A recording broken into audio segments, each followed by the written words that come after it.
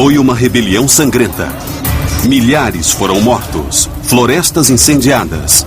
Foi um inferno na terra. Os rebeldes eram um povo etnicamente misto conhecido como gauleses. Seu chefe foi o primeiro general a unir as diversas tribos, Vercingetorix.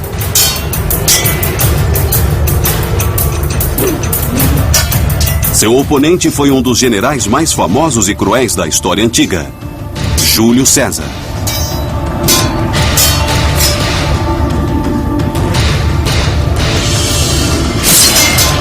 Durante 100 anos, os romanos oprimiram brutalmente os gauleses. Agora chegara a hora da vingança. Está armado o palco para um dos maiores confrontos militares da história. Uma batalha de inovações tecnológicas que testou a astúcia e a engenhosidade de dois generais. Moldou a face da Europa para os séculos vindouros e garantiu o futuro de um império.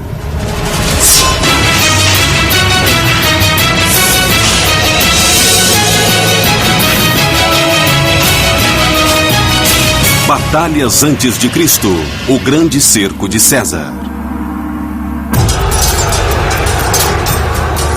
Ano 52 antes de Cristo.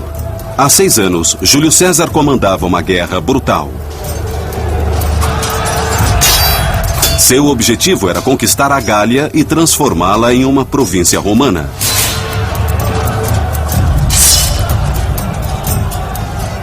Quando César conseguiu dominar a Gália em 58 a.C., a República Romana já havia se expandido até o norte da África. Grécia, Sicília, Córcega, Sidônia e Espanha. Mas Roma nunca conseguiu subjugar inteiramente a região ao norte, Gália.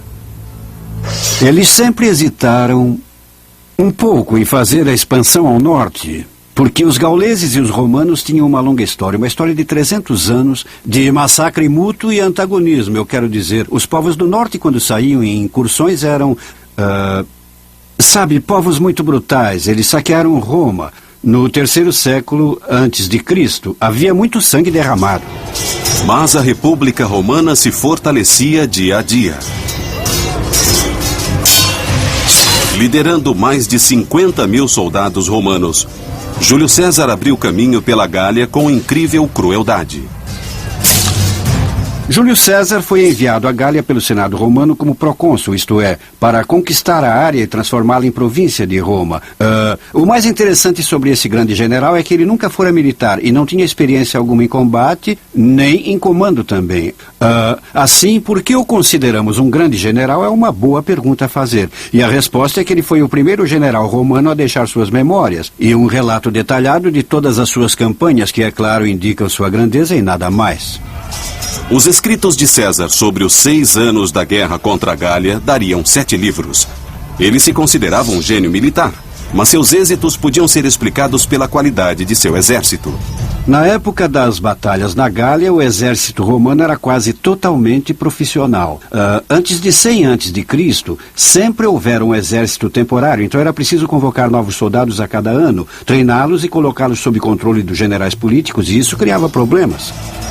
Mas as reformas militares instituídas 50 anos antes de César chegar ao poder criaram um exército disciplinado e profissional.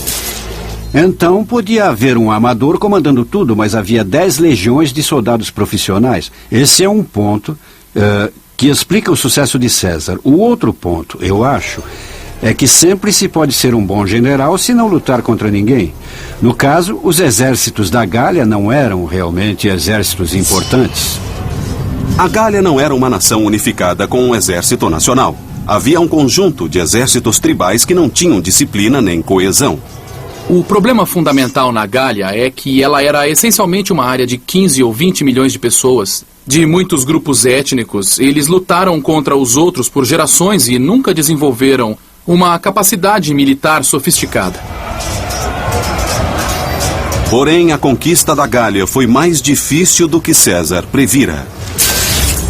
Não era possível derrotar só um exército, vencer uma batalha e conquistar a Gália. Era preciso vencer muitos pequenos exércitos. César enfrentava cada novo exército gaulês com crueldade crescente. César comandou alguns massacres horrendos, típicos da brutalidade romana, para deixar claro que era ou a amizade romana ou o terror romano.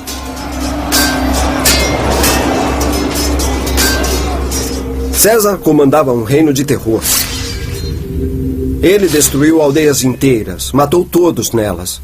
E depois foi para a próxima, absolutamente brutal. Inevitavelmente, em um período de 6 anos, o que aconteceu foi basicamente que o controle romano na Gália foi bem estabelecido. Mas, por baixo da superfície, havia um espírito fervente de ódio pelos romanos e um espírito de revolta, só esperando por um líder que o dirigisse. Surge Vercingetorix, um carismático general gaulês. Como César, ele também tinha uma missão: unir as centenas de tribos de sua terra contra César.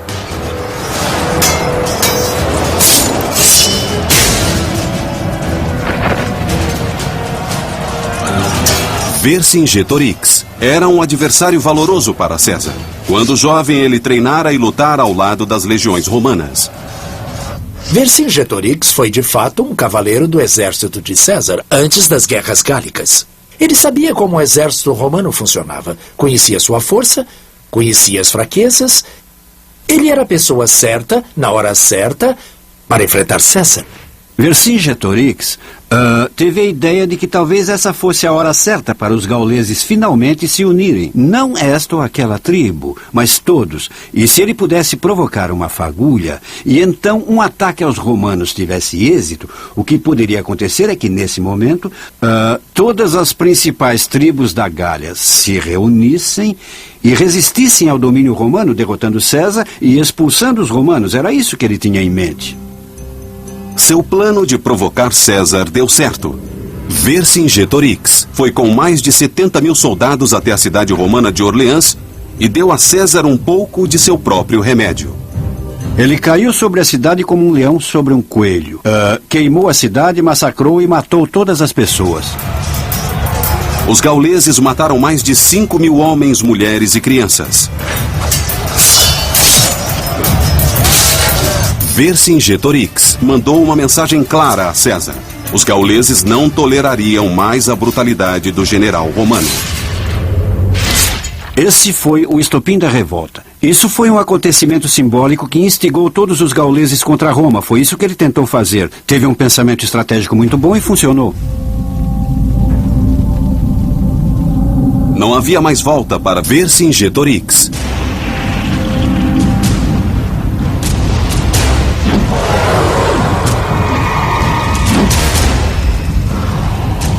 A revolução tinha começado. E ele e César estavam em curso de colisão.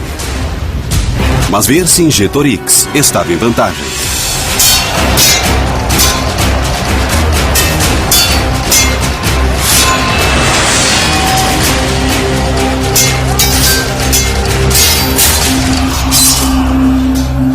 Logo ele conseguiu mais vitórias. Ele tinha um grande exército às suas ordens e sabia usá-lo. De repente ele ficou incontrolável.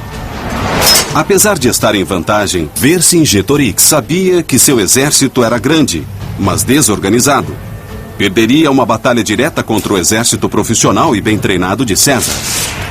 Assim, sua estratégia foi atingir as forças de César em pequenos combates ao estilo de guerrilha, até infligir tantos danos que os romanos foram obrigados a se retirar para a Itália.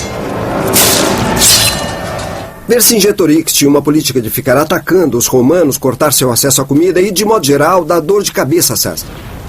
Para manter os soldados romanos desequilibrados, Vercingetorix fez algo que reverberou por toda a história militar. Ele convenceu os gauleses a incendiar suas cidades, colheitas e campos. Essa estratégia é conhecida agora como Terra Seca. Queimar tudo. Queimar cidades, queimar as aldeias, os campos, tudo. Em outras palavras, não deixar nada com que o exército romano pudesse sobreviver. Em agosto de 52 a.C., depois de aplicar sua política da terra seca, Vercingetorix liderou uma pequena força de gauleses contra os romanos perto da atual Dijon. A arma favorita dos gauleses era a espada de folha larga. Essas lâminas pesadas feitas de ferro esmagavam com força brutal. Os soldados romanos usavam o gládio.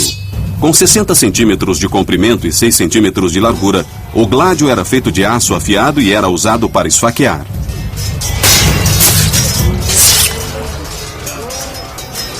Depois de lutar por várias horas em Dijon, Vercingetorix, no verdadeiro estilo bater e correr, recuou e retirou suas forças. A estratégia dos gauleses parecia bem-sucedida. Depois de Dijon, César se dirigiu para a fronteira italiana. Vercingetorix perseguiu-o, tentando impedir que César chegasse a Roma e conseguisse reforços.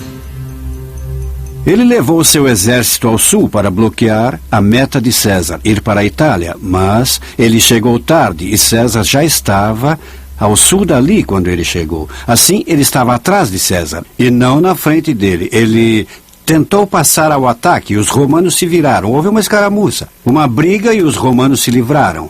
Nesse ponto, o que Vercingetorix fez foi dizer: está ficando difícil alimentar o exército aqui. Vou me retirar para a minha principal base de suprimentos. E se der certo, vamos parar um pouco. César irá para o sul e terminaremos isto no próximo ano. Esse foi um erro enorme. Calculando que César iria se retirar para Roma, Vercingetorix começou a levar o seu exército de volta a Alésia, uma cidade-fortaleza no alto de uma colina. Mas César não foi para Roma. Ele foi atrás de Vercingetorix. O que César fez, em vez de ir para a Itália, foi dar meia volta, matar os homens da retaguarda e perseguir os gauleses até a Alésia. Quando César atacou a retaguarda gaulesa, Vercingetorix e o resto dos gauleses fugiram para a pequena cidade murada de Alésia. Dias depois, os 50.000 homens de César cercaram a cidade. Isto é, os reforços não paravam de chegar. Um total de 10 legiões romanas de repente cercaram Vercingetorix. Ele deve ter pensado consigo mesmo: por que é que eu fui me enfiar aqui? Vercingetorix tivera sucesso na guerrilha contra César, mas estava cercado. E a pequena vantagem dos gauleses desaparecera completamente. Esse era o tipo de batalha de César, e ele iria realizar uma das operações de cerco mais fantásticas que o mundo antigo presenciou.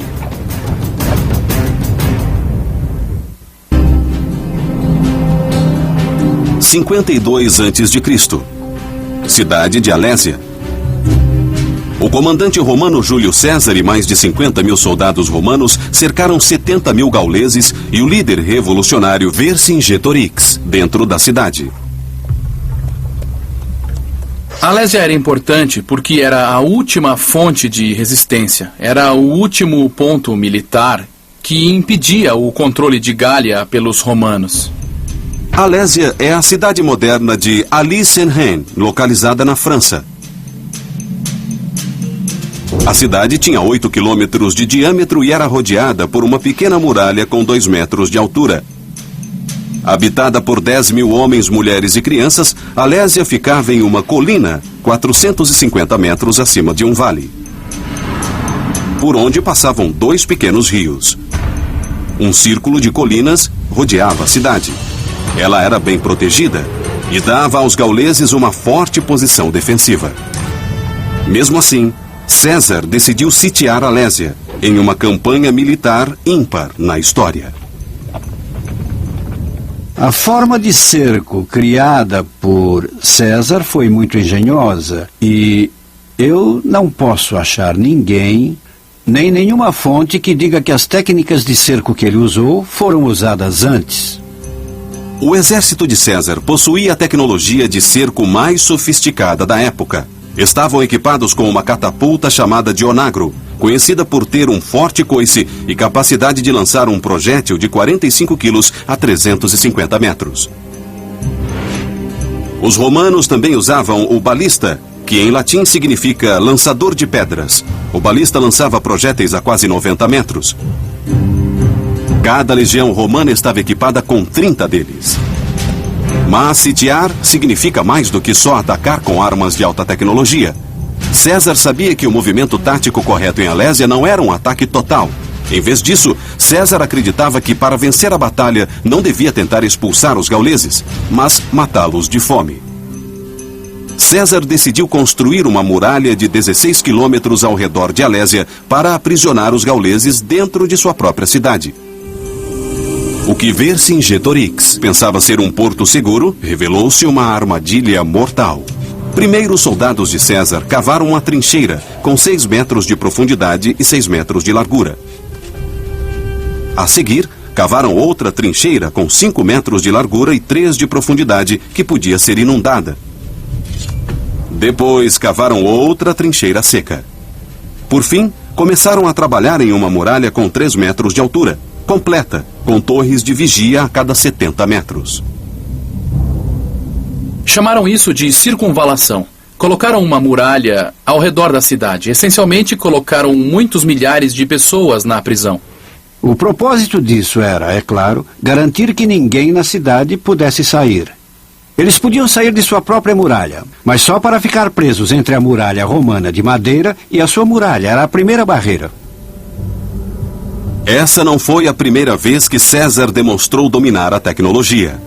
3 anos antes, em 55 a.C., 400 mil alemães procuravam novas terras e cruzaram o Reno para se fixar na Gália.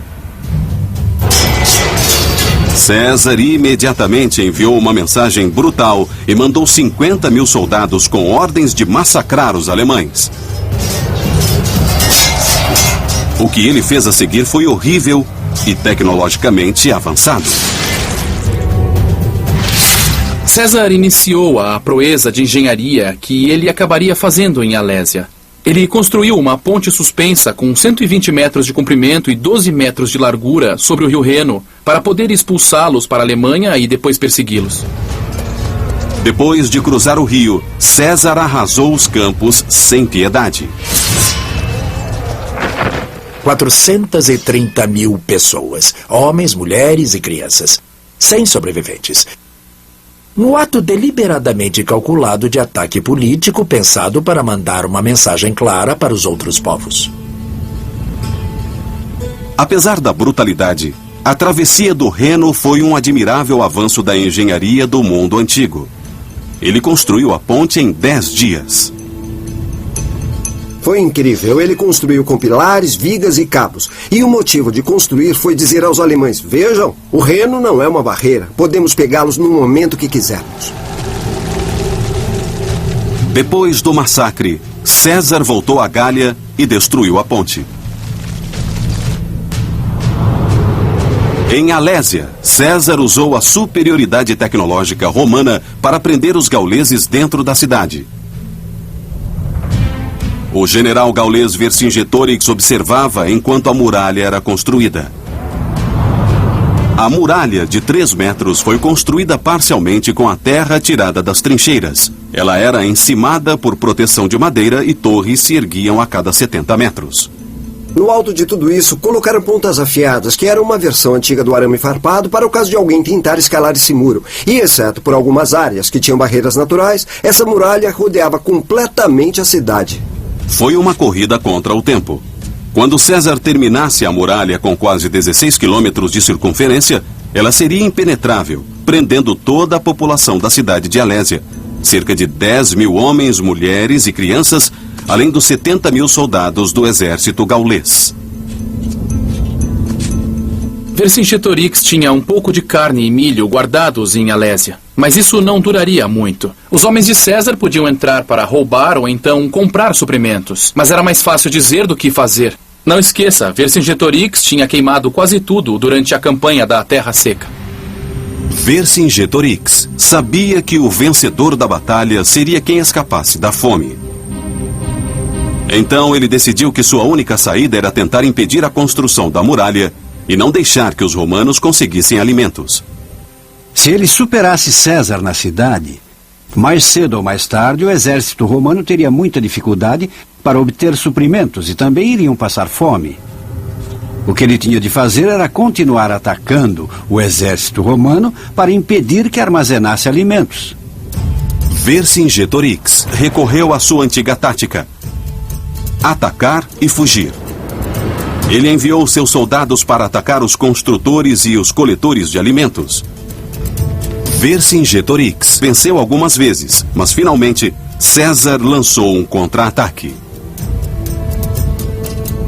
Não sabemos exatamente quantos cavaleiros César tinha, mas eu imagino que uns 5 ou 6 mil cavaleiros romanos e uns 3 ou 4 mil cavaleiros mercenários.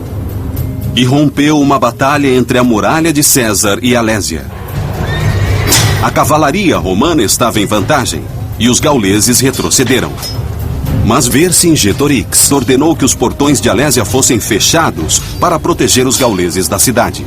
Perdas gaulesas bastante pesadas, homens sem seus cavalos tentando basicamente abrir um caminho para a cidade. Vercingetorix havia condenado seus homens à morte.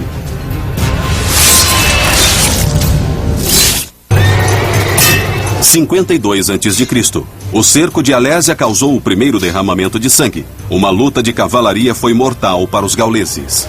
Apesar de ganhar essa pequena luta, César decidiu aumentar as obras de construção do sítio e ordenou que mais trincheiras fossem cavadas, dispositivos antipessoais instalados e armadilhas mortais construídas. Armadilhas com pontas de madeira afiadas foram colocadas no fundo das trincheiras. Farpas de ferro foram espalhadas diante das muralhas para furar os pés dos soldados e as patas dos cavalos. Havia fossos inundados, árvores derrubadas para criar obstáculos. E cobrindo tudo isso havia todas as armas de mão que eles tinham. Havia flechas, havia tiradeiras, projéteis, e eles podiam literalmente atear fogo em toda uma zona de impacto. Depois de apenas 5 semanas, a muralha de 16 quilômetros equipada com armadilhas, obstáculos e armas estava quase completa. O general gaulês Vercingetorix foi forçado a uma manobra corajosa. Ele enviou os 15 mil homens de sua cavalaria para percorrer a Gália e recrutar reforços com as outras tribos gaulesas. Embora pareça um bom movimento, pense um pouco sobre isso. Ele havia tido muito sucesso provocando César, atacando-o, não o deixando ir a nenhum lugar, não o deixando coletar alimentos. Mas ele desistiu disso tudo e disse, sem trocadilho, mandem a cavalaria.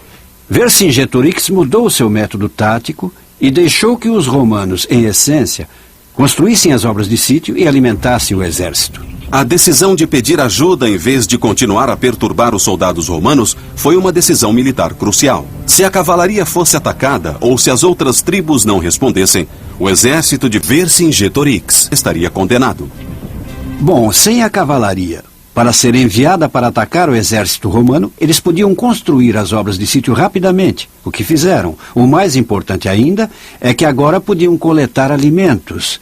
E isso César entendeu claramente. O que ele fez? Ele ordenou que seus subordinados coletassem um suprimento de grãos para 30 dias. Mas César sabia que se a cavalaria gaulesa voltasse com reforços, os romanos poderiam ser derrotados. Para se defender, César decidiu construir outra muralha, a cerca de 360 metros da primeira. A primeira muralha de César mantinha Vercingetorix dentro. A segunda manteria os reforços fora. Mas também continha 50 mil soldados romanos que tinham de acampar entre as duas muralhas. Fora dessa muralha de circunvalação, ele construiu uma segunda muralha de contravalação, que em latim é contrária. E essa muralha tinha 32 quilômetros. Assim, havia uma muralha dentro de uma muralha e uma cidade no meio, como se fosse, olhando de cima, como um bolo em camadas. Sem a cavalaria para perturbá-los, os romanos não tiveram dificuldade na construção da segunda muralha. Ela não tem vazios, exceto por uma pequena seção na base do Monte Ria, perto do local em que 2 rios cortam o vale. Com a construção chegando ao final, todos começaram a perceber que a arma que iria vencer ou perder a guerra era a comida. César sabia que assim que o resto dos gauleses chegassem, ele não poderia mandar seus homens coletarem alimentos. Enquanto isso, dentro da cidade, Vercingetorix controlava pessoalmente as rações de carne e milho. Depois de 7 semanas de cerco, os suprimentos na cidade estavam baixos e eles subsistiam com os alimentos armazenados antes do cerco. A água para os 100.000 homens, mulheres e crianças vinha dos pequenos rios e de poços. Existe uma história em que um dos homens da tribo de Vercingetorix disse para ele: "Nós vamos comer os soldados e os aldeões mortos. Podemos viver um bom tempo desse modo." Esse não teria sido o primeiro exemplo de canibalismo e nem o último. Pense no Donner Party na história americana. Os livros de história antiga sempre chamaram os gauleses de bárbaros. Mas, obviamente, tinham alguma humanidade. Vercingetorix não permitiu isso. Vercingetorix sabia que havia muitas bocas famintas a alimentar. Ele criou um plano na esperança de salvar algumas mulheres e crianças. O que ele fez foi mandá-las para fora, para a muralha romana, dizendo essencialmente: olhe, deixe essas pessoas irem, será melhor, ou então tome-as como escravas. César rejeitou a oferta. Seus homens estavam à beira da fome, porque a terra ao redor de Alésia havia sido queimada por Vercingetorix. Ele não teve compaixão pelas mulheres e crianças gaulesas que tiveram de voltar à Alésia.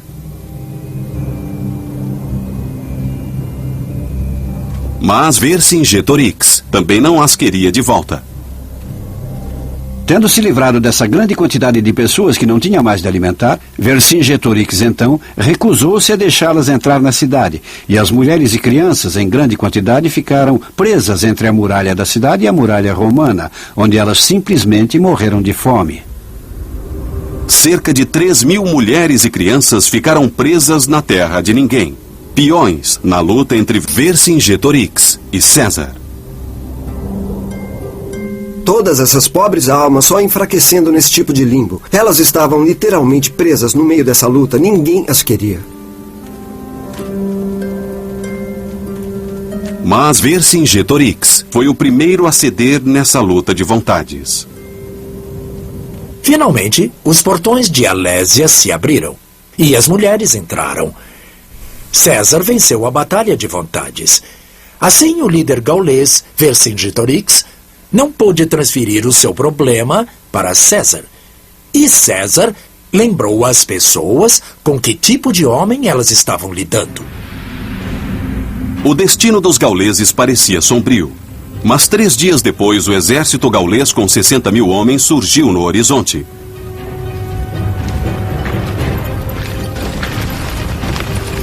Eles eram liderados por Côminus, um velho conhecido de César.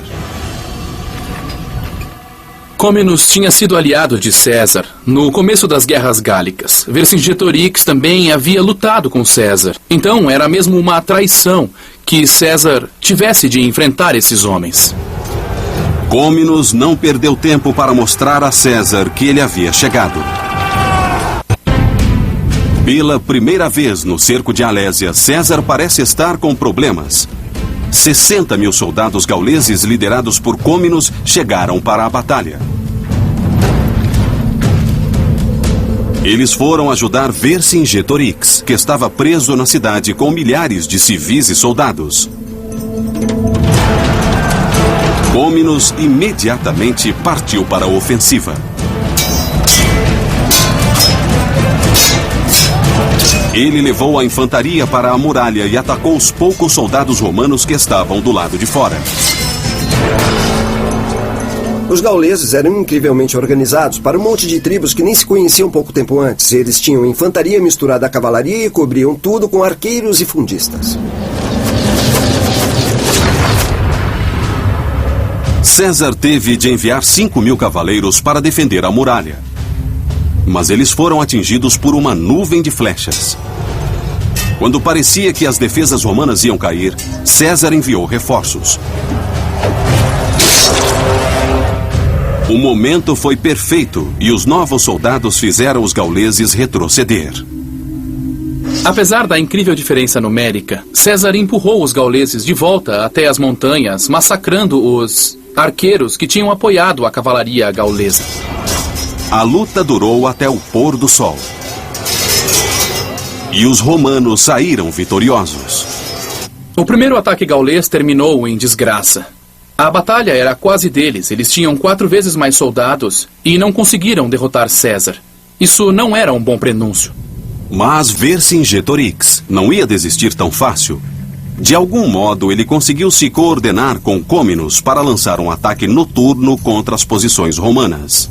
Sabemos pouco sobre como Côminos e Vercingetorix conseguiam se comunicar um com o outro. Talvez tivessem espiões que se esgueirassem, mas na batalha, duvido que se comunicassem. Era puro caos.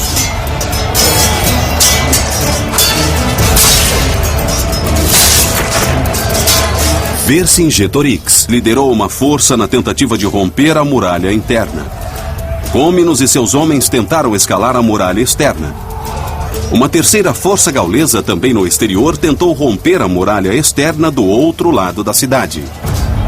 Os gauleses estavam aprendendo e tentavam diferentes táticas. Dessa vez, eles tinham a escuridão ao seu lado. Eles tinham escadas e ganchos para escalar as muralhas. Infelizmente para os gauleses, César ainda tinha uma boa vantagem. Do alto da torre de sítio, ele poderia ver facilmente o que os gauleses faziam. Com a posição superior, os homens de César repeliram os gauleses com facilidade.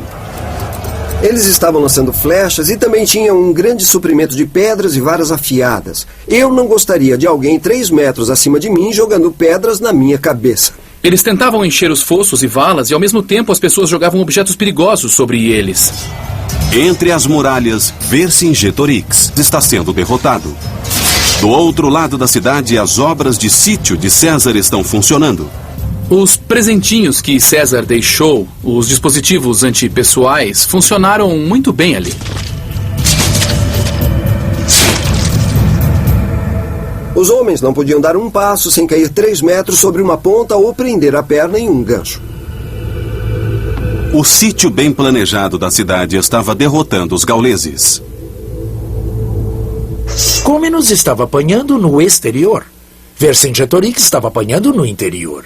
Os dispositivos antipessoais matavam os gauleses à torta e à direito. E todos recebiam uma chuva constante dos romanos que jogavam lanças e flechas sobre os soldados gauleses.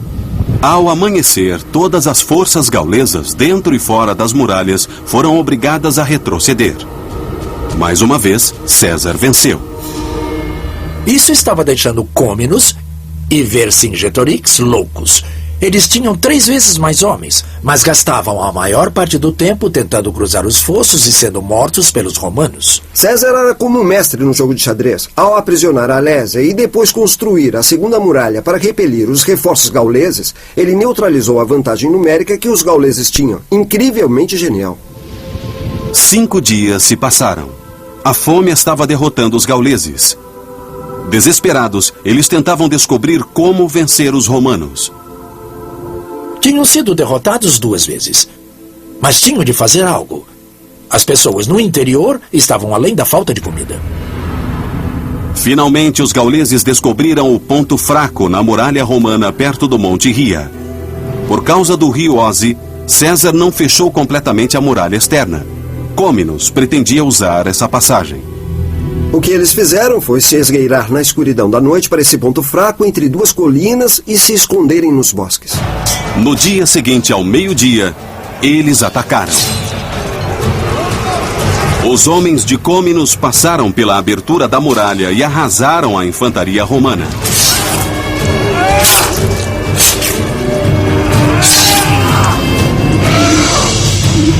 Em outro local, uma segunda força gaulesa tenta romper a muralha.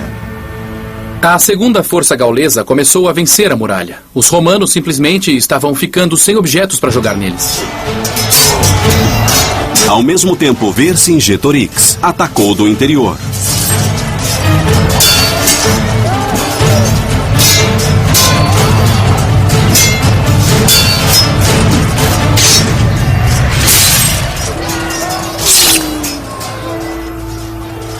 César, em sua torre de sítio, observou esse prolongado ataque triplo dos gauleses. Os historiadores debatem se César era mesmo um grande estrategista. Mas o que ele fez nessa batalha final foi como reger uma grande orquestra. César decidiu mandar 3.600 homens para reforçar as defesas na brecha da muralha. Ele ordenou que reforços da cavalaria dessem a volta para o lado noroeste para proteger o ponto fraco, mas ao mesmo tempo os gauleses enviaram mais de 20 mil homens para a falha na muralha. Mas veja bem, 20 mil homens não vão ajudar muito quando eles têm de passar por um espaço bastante apertado entre dois rios, enquanto são atacados dos dois lados por legionários e tem pela frente um fosso e uma muralha. César observou os gauleses mudarem de tática. Se não podiam atravessar a muralha, iriam derrubá-la. Nessa hora, estavam na muralha. Estavam arrebentando a muralha com ganchos especiais, feitos de ferro e projetados para rasgar as muralhas de cidades sitiadas. Tudo acontece ao contrário por causa das muralhas de César. Geralmente é a força conquistadora que usa os ganchos de muralha, não os defensores. A batalha é feroz em todas as frentes.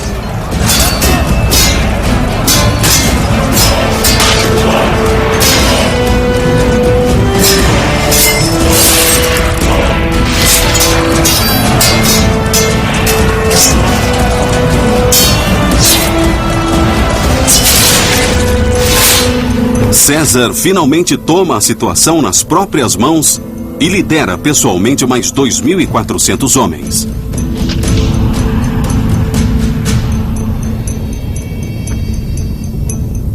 Ele assumiu o comando de 4 coortes de infantaria na luta e colocou seu famoso manto vermelho. Ele sempre achou importante que os soldados vissem seu comandante nas batalhas e liderou essas 4 coortes para o meio da luta.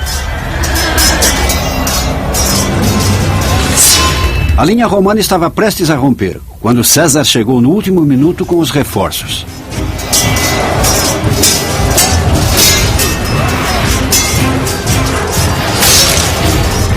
E ali estava ele atacando os gauleses com seu gládio, massacrando-os totalmente.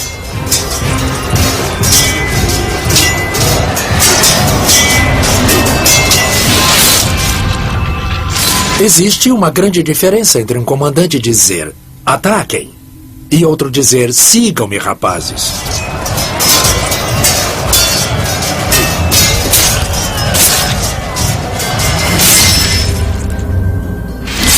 Patton usava um manto vermelho só por causa de César. Depois de César chegar ali, os legionários romanos deixaram de lado todas as pedras, lanças e objetos que estavam jogando à distância e pegaram as espadas e só atacaram os gauleses.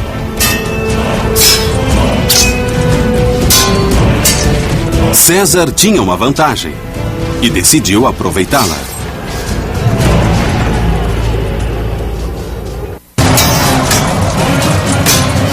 Com mais de 2 meses do cerco de Alésia, Júlio César, usando seu famoso manto vermelho, liderava seus homens em batalha contra os gauleses.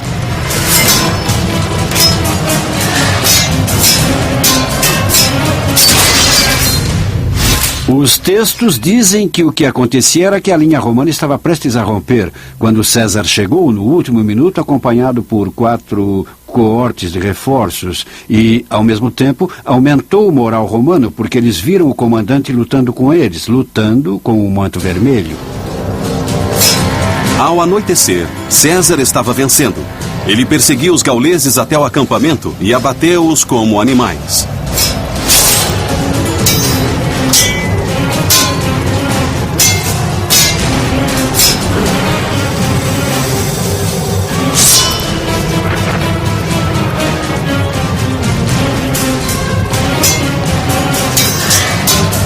Apesar da derrota iminente, Vercingetorix continuou a lutar. Sua estratégia de unir as tribos gaulesas para lutar contra a opressão romana fracassara. Vercingetorix logo percebeu a derrota.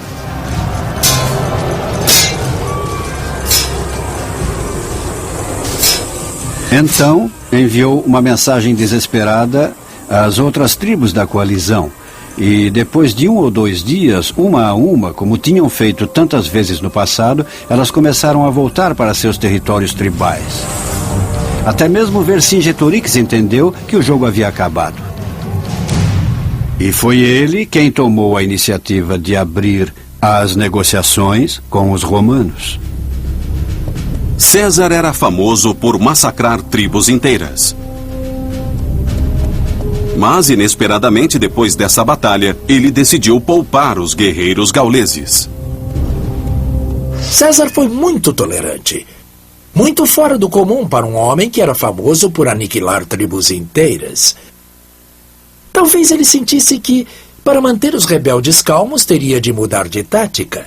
Não sei, talvez ele até tivesse um novo respeito pelo modo como lutaram as batalhas. Mas é claro, Vercingetorix tinha começado isso. Ele tinha que se tornar um exemplo. 2 de outubro de 52 a.C. Depois de quase 2 meses de luta, Vercingetorix finalmente se rendeu. Vercingetorix pôs sua melhor armadura, passou pelo portão e foi direto a César. E aos milhares de romanos atrás dele. Dá para imaginar a cena. Ali estava o homem que ousara desafiar César, ficando face a face com ele.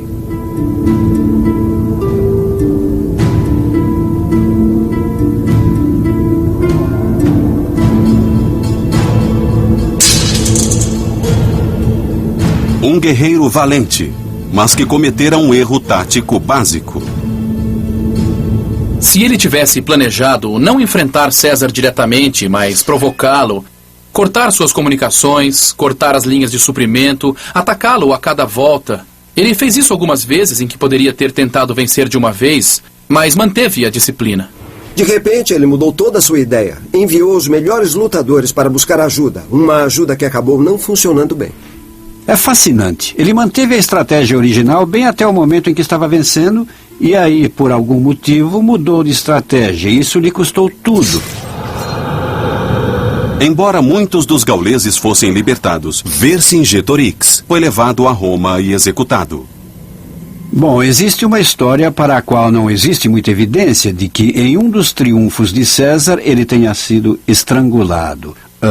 Em praça pública. O mais provável é que tenha sido só executado em uma masmorra romana. Os romanos não tinham nenhum problema com execuções públicas, mas neste caso eles queriam escapar daquilo a que chamavam o fogo gaulês, do homem que temiam que incendiasse os gauleses.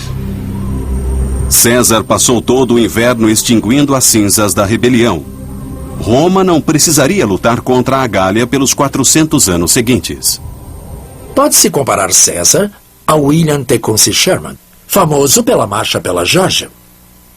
Em 1867, ele recebeu o encargo de romper a resistência dos índios no oeste.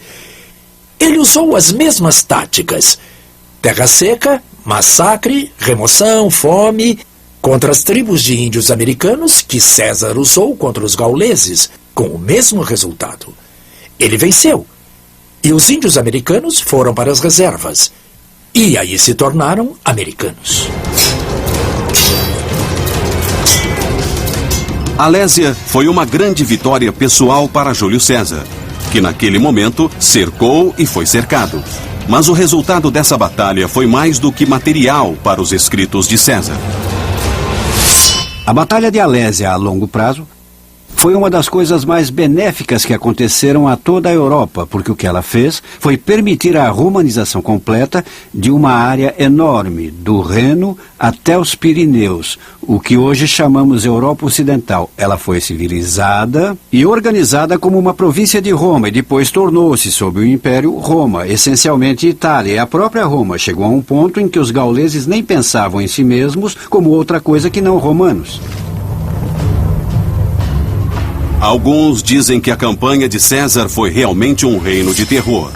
Mas em Alésia, ele usou táticas brilhantes para derrotar um grande exército gaulês que o atacava de 2 direções. O resultado foi que César não só destruiu os gauleses, ele uniu a terra que se tornaria uma parte importante da Europa Ocidental. E tudo isso foi possível, essencialmente, pelo gênio de Júlio César e pela derrota de Vercingetorix na batalha e no cerco de Alésia.